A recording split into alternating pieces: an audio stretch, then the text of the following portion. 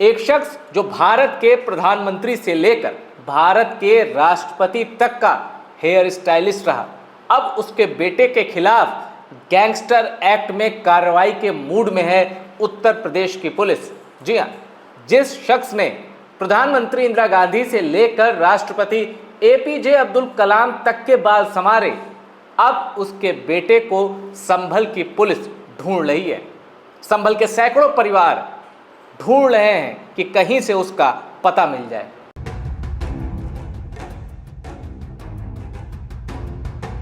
यहां बात हो रही है जावेद हबीब की।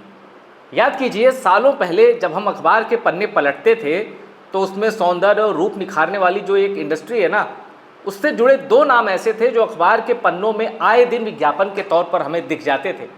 एक नाम होता था शहनाज हुसैन का और एक नाम होता था जावेद हबीब का।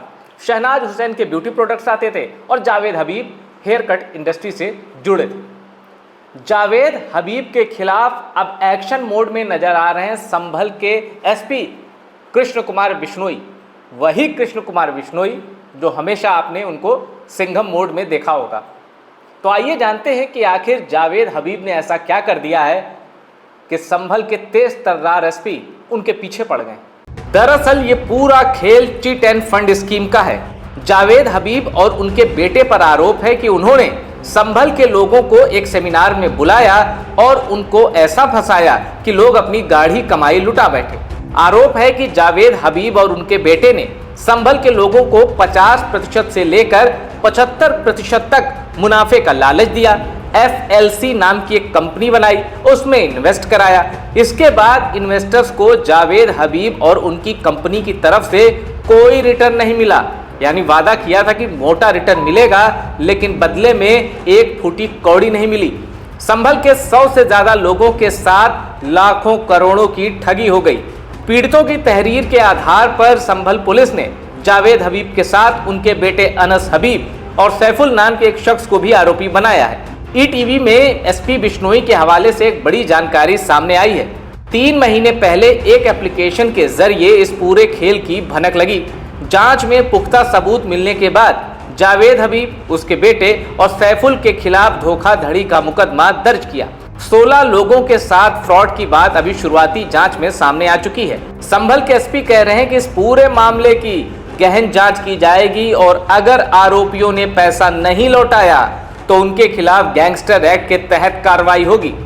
एसपी बिश्नोई कहते हैं कि जावेद हबीब के पते पर टीम भेजी जाएगी और उन्हें जल्द जांच में शामिल होने के लिए बुलाया जाएगा। जनपद संभल के थाना रायसती पे एक ग्रुप ऑफ लोगों के द्वारा आगे तहरीर दी गई कि उनके साथ लाखों रुपए का फ्रॉड है, वो जावेद हबीब नामक व्यक्ति के द्वारा किया गया है। जावेद हबीब और उनके बेटे अनस हबीब और 2 अन्य लोग हैं सैफुल, उनके द्वारा यहाँ पे संभल में पॉलिकल ग्लोबल कंपनी नाम की कंपनी के नाम से फ्रॉड किया गया है। इन्होंने रॉयल पैलेस सराय तरीन संभल में एक मीटिंग बुलाई जिसमें 100-150 करीबन लोगों को बुलाया और उन लोगों को साल भर में 50 से 75% तक धनराशि है वो कमा के देने की ऐसी लोक लुभावनी बातें की और इनको बाइनेंस और बिटकॉइन और ट्रेडिंग के अंदर उनसे पैसा इन्वेस्ट कराया और उसके बाद में जब उनसे पैसे वापस दिलवाने की बात कही तो उन्होंने अपनी कंपनी को बंद बता के यहाँ से फरार हो गए।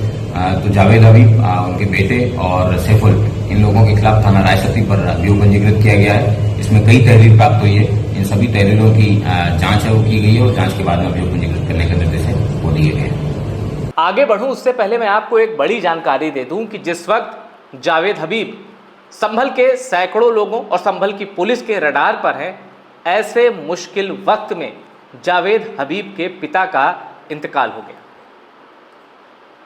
25 सितंबर को जावेद हबीब के पिता, उनकी उम्र 85 साल थी, अहमद हबीब, उनका निधन हो गया। जावेद हबीब के सामने 2 मुश्किलें आ गई। अब एक मुश्किल में तो उनका बस नहीं है क्योंकि वो ऊपर वाले की मर्जी है, किसी का आना और किसी का जाना। लेकिन दूसरी जो मुसीबत है, दूसरी जो मुश्किल है, वो जावेद हबीब ने खुद बुलाई।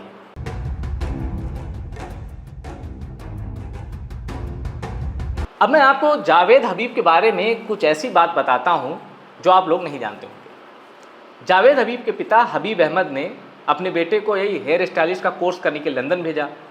अब पोस्ट ग्रेजुएशन तब तक जावेद हबीब कर चुके थे, लंदन गए, वहाँ उन्होंने एक कोर्स किया हेयर कटिंग का। जावेद हबीब बताते हैं कि 1986 और 1987 के आसपास लंदन में एक बुज़ुर्ग महिला का उन्होंने पहली बार हेयर कटिंग की। वो जावेद हबीब पहली बार प्रोफेशनल तरीके से हेयर कटिंग कर रहे थे।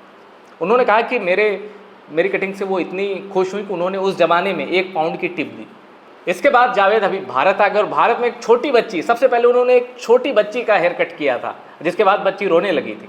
जावेद हबीब अपनी स्ट्रगलिंग के फेस को याद करते हैं। वो कहते हैं कि पटना में मैंने एक सेमिनार किया था, तो उस सेमिनार में सिर्फ 4 लोग थे। जावेद हबीब से ये भी सवाल हुआ कि आपके नाम पे तो भारत में इतने हेयर कटिंग सैलून हैं। जावेद हबीब ने कहा कि जो सैलून आपको दिखते हैं, जो मेंस पार्लर आपको दिखते हैं जावेद हबीब के नाम से, उनमें 1000 तो लीगल हैं और 10,000 इलीगल है। मतलब उनका जावेद हबीब से कोई वास्ता नहीं, वो उनकी फ्रेंचाइजी का हिस्सा नहीं है। लेकिन जावेद हबीब यहाँ एक इंटरव्यू में बड़ी अच्छी बात कहते हैं। वो ये कहते हैं कि अगर मेरी वजह से किसी का घर चल रहा है तो चलने दो, हो सकता है ऊपर वाले ने मुझे इसीलिए भेजा हो कि तुम्हारे नाम से लोगों का घर चलेगा। जावेद हबीब से पूछा गया कि ये जो लोग आपके नाम पर फर्जी सैलून या मेंस पार्लर खोल के बैठे हैं, क्या आप इनके खिलाफ कभी कानूनी एक्शन लेंगे? जावेद हबीब कहते हैं नहीं, बिल्कुल नहीं, मैं उनके खिलाफ कोई एक्शन नहीं लूँगा। अब इसी इंटरव्यू में जावेद हबीब ने एक बड़ी बात, तो उन्होंने कहा कि जब मैं पैदा हुआ मुझे पता था कि मेरे परिवार का पेशा, मेरा पेशा लोगों के बाल काटने का है। मैंने इसी फील्ड में ब्रांड बनने की सोची और इसमें कोई शक नहीं, जावेद हबीब ने जो सोचा था वो उन्होंने पा लिया। लेकिन अब जब जावेद हबीब ब्रांड बन चुके हैं, जावेद हबीब को दुनिया जानती है, ऐसे में एक मुश्किल उनके सामने खड़ी हो गई और ये ऐसी मुश्किल है जो कि ब्रांड की साख पर बट्टा लगने वाली। जावेद हबीब पिछले कुछ सालों में कई बार सुर्खियों में रहे, विवादों में रहे। एक बार आपने देखा कि उन्होंने किसी के बाल काटते समय थूक का इस्तेमाल किया, फिर उनकी पॉलिटिकल एफिलिएशन की वजह से वो अपने ही समाज के लोगों के बीच निशाने पर आए। तो ये तमाम विवाद, ये तमाम चीज़ें थी जिसकी वजह से जावेद हबीब सुर्खियों में थे। लेकिन किसी को लूटना, किसी के साथ फ्रॉड करना, किसी की गाढ़ी कमाई को ले उड़ना, ये कहीं से जायज़ नहीं है। और ऐसा आरोप लगा है अभी जावेद हबीब पर कि उन्होंने संभल के कई लोगों की, कई परिवारों की गाढ़ी कमाई को लूट लिया, एक स्कीम में इन्वेस्ट कराया, मोटे मुनाफे का लालच दिया और रिटर्न के नाम पर फूटी कौड़ी भी नहीं आई। मीडिया रिपोर्ट्स में है कि किसी ने किसी को शादी करनी थी, किसी ने किसी को लोन चुकाना था, तो इस वजह से लोगों ने जावेद हबीब का सेमिनार अटेंड किया था और उसमें जावेद हबीब ने मोटे रिटर्न की बात कही थी।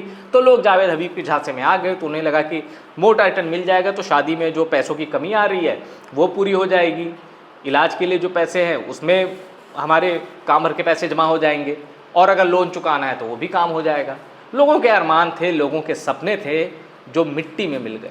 और इसीलिए संभल की पुलिस कह रही है कि अगर लोगों को पैसा, अगर आरोपियों ने पीड़ितों से जो पैसा लिया वो नहीं चुकाया गया तो गैंगस्टर एक्ट के तहत भी एक्शन हो सकता है।